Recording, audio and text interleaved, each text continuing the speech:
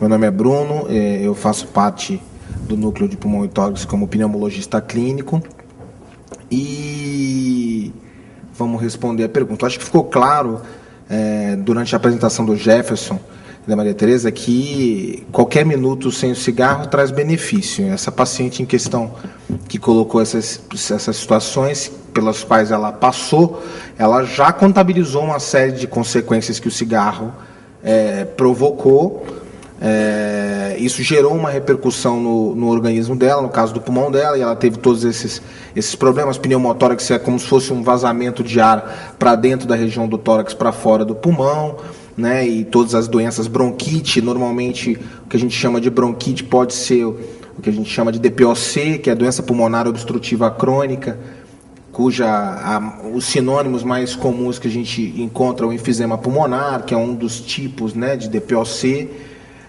Pacientes com asma, a gente também tem muita confusão do que é bronquite, o que é asma.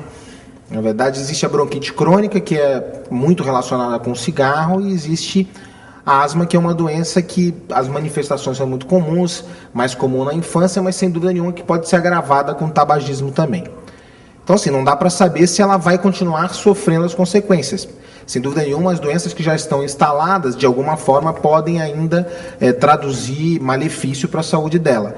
Mas ela parando de fumar há 8 anos, ela, sem dúvida nenhuma, ela contabilizou um benefício de diminuição de risco de consequências mais graves que poderiam ter acontecido e não aconteceram porque ela parou de fumar. É porque isso é difícil de mensurar, né? A gente nunca sabe qual seria o destino dessa paciente se ela tivesse continuado fumando ao invés de parar de fumar há 8 anos.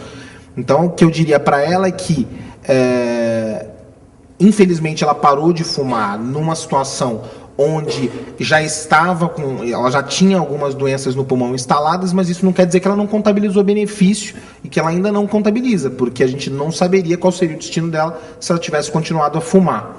Então, sem dúvida nenhuma, o que a gente sabe de estudo é que não só para o pulmão, mas para a pele, como foi colocado, né, para a sensação do paladar, você sentir melhor o gosto, né, tua boca funcionar melhor, teus sentidos funcionarem melhor, né, a pele fica com um aspecto diferente, e aí vai, assim. Então, desde o primeiro minuto que você está sem o cigarro, você contabiliza alguns benefícios, outros na literatura a gente tem documentados em mais tempo, depois de 1 ano, 2 anos, 3 anos, 4 anos, mas sem dúvida nenhuma ela está contabilizando benefícios.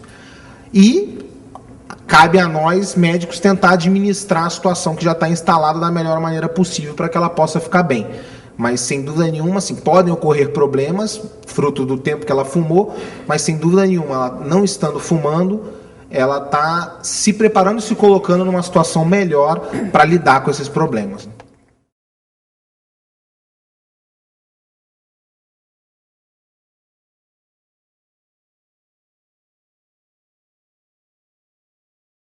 Para tudo na vida, prevenir é melhor do que remediar, para isso também.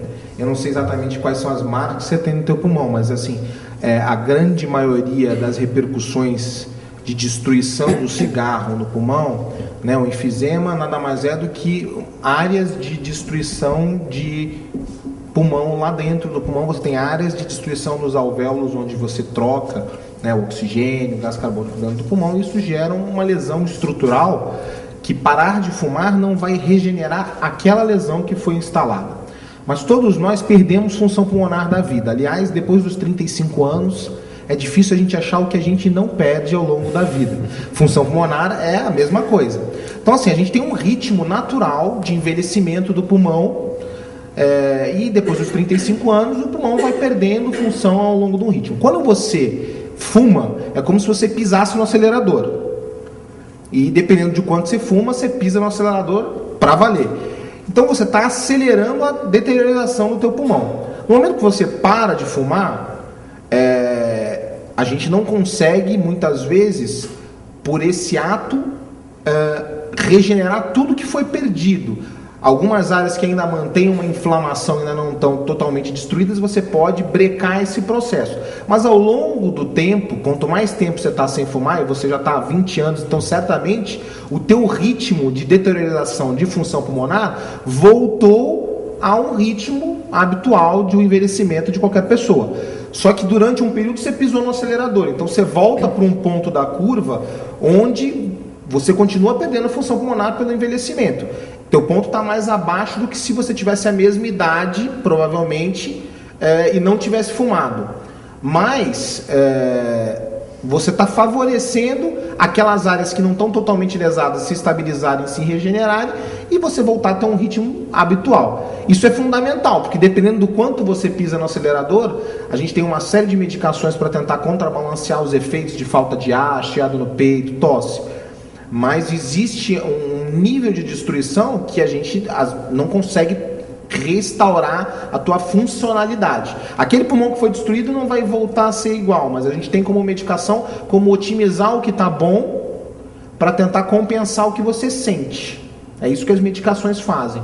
E não fumar é uma ajuda e tanto para essas medicações, porque você poupa o que está bom para poder utilizar e, enfim, melhorar do que você sente por essa doença, né?